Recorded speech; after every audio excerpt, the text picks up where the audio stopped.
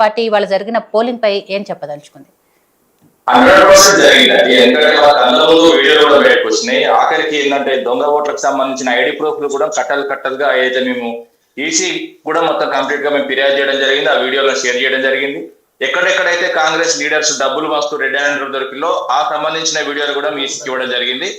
Ball అన్నది ఇప్పుడు EC చేతిలో ఉన్నది. వాళ్ళు ఏం చేస్తారన్నది, ఏ విధంగా ఆలోచిస్తారన్నది ఇప్పుడు మనం మాట్లాడుకోవచ్చు. ఎందుకంటే వాస్తవంగా ఏదైతే ఓడిపోతామన్న భయం కంప్లీట్ గా ఏదైతే రేవంత్ రెడ్డి గుండెల్లో గుర్తుకున్న తర్వాత కంప్లీట్ గా రాత్రికి రాత్రి నుంచి వీళ్ళు వ్యవహరిస్తున్న తీరు చూడొచ్చు. మొత్తం రౌడీయిజం, గుండాయిజం మొత్తం బయటకు వచ్చింది. అదే విధంగా డబ్బులు ఏది విపరీతంగా 6 నుంచి 7,000 రూపాయలు ఒక్కొక్కరికి పంచిలన్న విషయం కూడా, అదే విధంగా 2 చీరలు ఈ విధంగా ఓటర్లను ప్రలోభ పెట్టడానికి ప్రయత్నం చేస్తున్నా కూడా అక్కడ ఈసీ కళ్ళు మూసుకున్నది. ఇంకోటి ఏంటంటే పోలీసులు అయితే డైరెక్ట్ కండవ కప్పుకునే పనిచేసారు వాళ్ళు. ఎందుకంటే వాళ్ళు ఒక క్రియాశీలక కార్యకర్తల్లాగా, ఒక లీడర్స్ లాగా వివరించి ఏదైతే కాంగ్రెస్ పార్టీకి పనిచేసారు. అదే విధంగా దొంగ ఓట్లు అయితే విచ్చలవిడిగా, ఇంతకుముందు నేను కొంత మీడియా మిత్రులకు కూడా ఫోన్ చేసిన, దొంగ ఓట్లు అయితే విచ్చలవిడిగా ఏదైతే ఒక 6,000 నుంచి 7,000 ఓట్లు ఒక్కొక్క ప్రాంతంలో తరలించి ఒక ఫంక్షన్ హాల్లో పెట్టి బస్సులలో తరలించి, ఎందుకంటే కొంతమంది ముస్లిం మహిళలను ఇతర కాన్స్టిట్యూన్సీ తీసుకొచ్చి వాళ్ళతోని ఓట్లు వేసే ప్రయత్నం చేసారు. అదే విధంగా రిగ్గింగ్ కూడా, అదే విధంగా రౌడీలు, గూండాలు భయభ్రాంతులకు గురి చేసుకుంటా అక్కడ ఉన్న అయితే బీఆర్ఎస్ కార్యకర్తల పైన దాడి చేసింది కూడా చూసాం. పసిబుద్ధిని కూడా ఏదైతే ఆయన అదుపులో పెట్టుకోవాల్సిన పోలీసులు కూడా ఆయన కూడా బయటకు వదిలిపెట్టింది. వాస్తవం ఏంటంటే ఈ రోజు ఏదైతే ఓటింగ్ సర్వే చూసిన తర్వాత ఇంకా అంత పెద్దగా నాకు ఎందుకంటే పెరిగినట్టు కనవలేదు. వాస్తవంగా ఏంటంటే 2014 తెలంగాణ వచ్చినప్పుడు 56.85% ఓటింగ్ మనకు పడ్డది. అప్పుడు ఏంటంటే తెలంగాణ వచ్చిన కొత్తలో ఉత్సాహవంతంగా అందరూ బయటకు వచ్చి ఓట్లు వేసారు. దాని తర్వాత 2018లో జరిగిన ఎన్నికల్లో ఏదైతే 47.2%, దాని తర్వాత 23లో కూడా 47.58, ఈ రోజు కూడా 47.16%. ఇది 5 గంటల వరకు అందిన సమాచారం. నాకు తెలిసి హార్డ్లీ 48% అయితే రోజు. అంటే తెలంగాణ వచ్చిన తర్వాత 2వ ప్లేస్ లకు పోతుంది అంతే తప్ప కానీ పూర్తిగా ఓటింగ్ పడ్డదన్నది కూడా నేను ఊహించట్లేదు. ఎందుకంటే వాస్తవాలు ఏంటంటే ఓటర్లలో కూడా చైతన్యం రావాల్సిన అవసరం ఉన్నది, ఓటు హక్కు వినియోగించుకోవాల్సిన అవసరం కూడా ఉన్నది.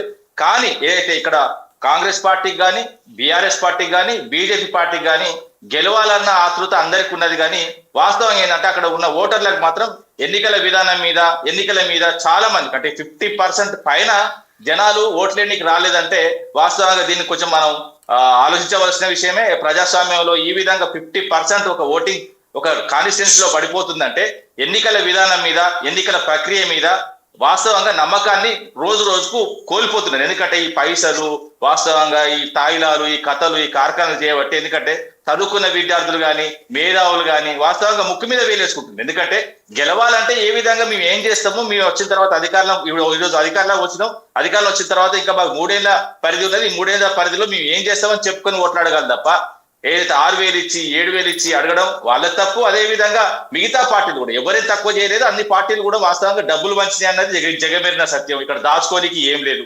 కానీ నేనేమంటున్నా అంటే ఓపెన్ గా మాట్లాడాలంటే కాంగ్రెస్ పార్టీ అధికార దుర్వినియోగం చేసింది వాస్తవంగా.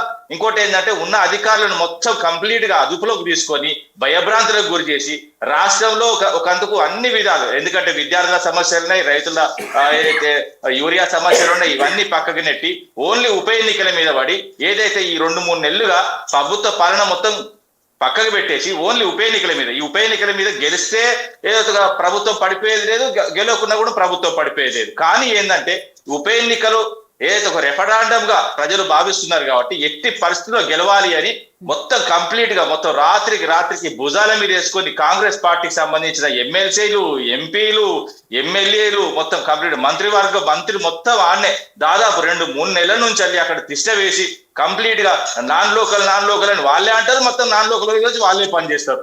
ఈ విధంగా మొత్తం ఒక కాన్స్టిట్యున్సీని ఒక గ్రిప్ లో తీసుకొని కంప్లీట్ గా భయభ్రాంతులకు గురి చేసి మీరు ఇంకోటి ఏంటంటే బోరబండలో నాకు సంబంధించిన తెలిసిన వాళ్ళ ఇంట్లోకి ఫోన్ చేసి, ఎందుకంటే మీరు ఓటు ఖచ్చితంగా వేయాలి, మీరు ఎటు తిరుగుతారో మాకు తెలుసు, ఒకవేళ ఓటు వేయకపోతే మీ ఇంటికి వచ్చి కొడతామని కూడా కాంగ్రెస్ లో ఉన్న అక్కడ రౌడీలు భయపట్టించడం నా దృష్టికి వచ్చింది. నేను కూడా వాళ్ళకి ధైర్యం చెప్పడం జరిగింది, మీకు అర్ధరాత్రి ఏం జరిగినా కూడా మీ ఇంటికి నేను వస్తా.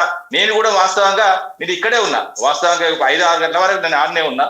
వాస్తవాలు ఏంటంటే ఇలాంటి పరిస్థితులు మొత్తం క్షుణ్ణంగా చూసుకుంటూ ఏం జరుగుతుంది, ఏ విధంగా జరుగుతుంది అన్నది క్లియర్ గా నేను చూసిన తర్వాత వాస్తవం ఏంటంటే ఎన్నిక ప్రక్రియ కానీ, ఎన్నికల్లో జరిగే ఏదైతే పరిస్థితులు కానీ వాస్తవంగా నాకు అంత వాస్తవంగా ఒక యువకునిగా ఒక చదువుకున్న లాగా నిజంగా నేను బాధపడ్డా. ఎందుకంటే స్వతంత్ర భారతదేశంలో 75 ఏళ్ల స్వతంత్ర భారతదేశంలో ఈ రోజు కూడా డబ్బులు ప్రభావం నడుస్తున్నది. తాయిలాల ఏదైతే చీరలు ఇవ్వడం, కుక్కర్లు ఇవ్వడం ఇవన్నీ నడుస్తున్నాయి అంటే వాస్తవంగా సిగ్గుపడాల్సిన విషయం. ఇంకోటి అంటే దేశవ్యాప్తంగా రాజీవ్ గాంధీ ఏదైతే తీసుకొచ్చిన ఏదైతే యాంటీ డిఫెక్షన్ లా పట్టుకొని ఏదైతే పార్టీకి సంబంధించిన ఏదైతే ఫిరాయింపులకు వ్యతిరేకమని రాహుల్ గాంధీ అంటాడు, అదే విధంగా రాహుల్ గాంధీ ఈ రోజు మొత్తం దేశవ్యాప్తంగా ఓట్ చోరీ అంటే మరి హైదరాబాద్ నడిబొడ్డున ఈ రోజు ఓటు చోరీ జరిగిన విషయం వాస్తవము. ఎందుకంటే ఓటు చోరీకి సంబంధించిన మొత్తం కంప్లీట్ గా అయినా కూడా మనం ఓపెన్ గా మాట్లాడుకుంటే 4-5 నెలల కిందికి పోతే ఆయన కూడా ఓటర్ల ఐడీలు పంచుతూ కూడా ఒక ప్రోగ్రాములు పెట్టి దొంగ ఓటు కార్డు కూడా పంచిన పరిస్థితి కూడా చూసినాం. ఏదైతే చైతన్యం తీసుకురావడం పక్కన పెట్టండి, చైతన్యం కోసం చేయలేదు అది. ఆయన గెలవనీకి ఆయన దొంగ ఓట్లు తయారు చేసుకొని 20,000 ఓట్లు తయారు చేసుకొని పక్కకు పెట్టుకొని వివిధ కాన్స్టిట్యున్సీలను చదివి ఏదైతే కొంతమందిని పిలిపించుకొని వాళ్ళతో ఓట్లు ఎంచుకునే ప్రయత్నం చేశారు. కానీ బీఆర్ఎస్ పార్టీ దాన్ని గట్టిగా ఎదుర్కొన్నది. మాగంటి సునీత గారు మార్నింగ్ నుంచి ఇప్పటి వరకు అలుపెరగకుండా వాస్తవంగా ఈ రోజు ఆమెలో నాకు రాణి రుద్రమదేవి కనబడ్డది. ఎందుకంటే చాలా అద్భుతంగా పనిచేసింది ఆమె. ఎందుకంటే ఒక భర్తను కోల్పోయిన తర్వాత కార్తిక్ నవ్వు రావచ్చు, మన భార్యలు కూడా ఉన్నారు, మనకు కూడా ఆడపడుచులు ఉన్నారు.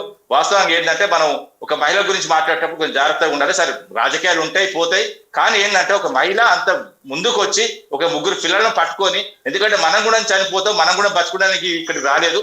వాస్తవాలు ఏంటంటే ఒక మానవతో ఉన్న మనిషిలాగా అప్పుడప్పుడు మనం ప్రవర్తించాలి.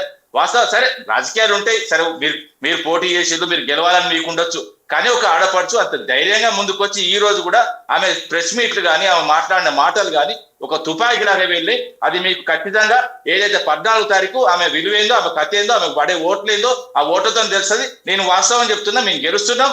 ఏదైతే యోయో టీవీలో మనం స్వీట్లు పంచుకుంటాం 100% మేము గెలుస్తున్నాం అన్నది మరొకసారి మన యోయో టీవీలో చెప్తున్నాం. సరే స్వీట్లు అయితే పంచుదాం, అది మీరా కార్తిక్ గారా ఎవరు పంచుతారు అనేది చూద్దాం.